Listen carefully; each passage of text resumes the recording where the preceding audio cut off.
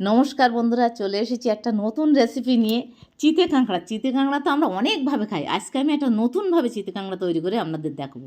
ভিডিওটি প্রথম থেকে লাস্ট অবধি দেখাবেন। এইভাবে কেউ কোনো দিন খেয়েছেন কিনা কমেন্টে আমারে জানাবেন।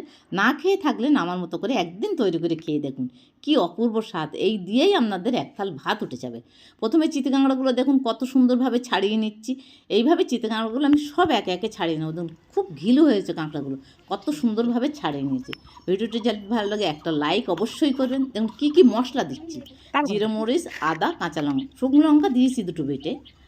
এইবার আমি কলার পাতায় মশলা চিতে কাঁকড়া রাঁধবো। কলার পাতায় মশলা চিতে কাঁকড়া কেউ কি কোনো দিন খেয়েছেন? এই একদম দেখুন কত সুন্দরভাবে এটা করবো। কাঁকড়াগুলো দিয়েছি কলার পাতার উপর, মশলা দিয়ে একটু পেঁয়াজ কুচি দিলাম, তেল, নুন, হলুদ। একটু তেলটা বেশি দিলেই ভালো হয়, একটু তেল বেশি দেবেন, বেশ খেতেও ভালো লাগে।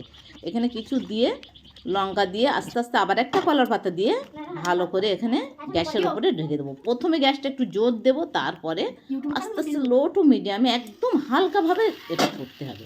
এখানে আমি মশলাটা দিয়ে একটু জল দিয়েছি, সেটা আমার দেখানো হয়নি, হালকা একটু জল দিয়েছি, তা না হলে শুকিয়ে যাবে। দেখুন এক পর্ব হয়ে গেছে, 10 থেকে 15 মিনিট লাগবে, বেশি সময়ও লাগবে না আপনাদের।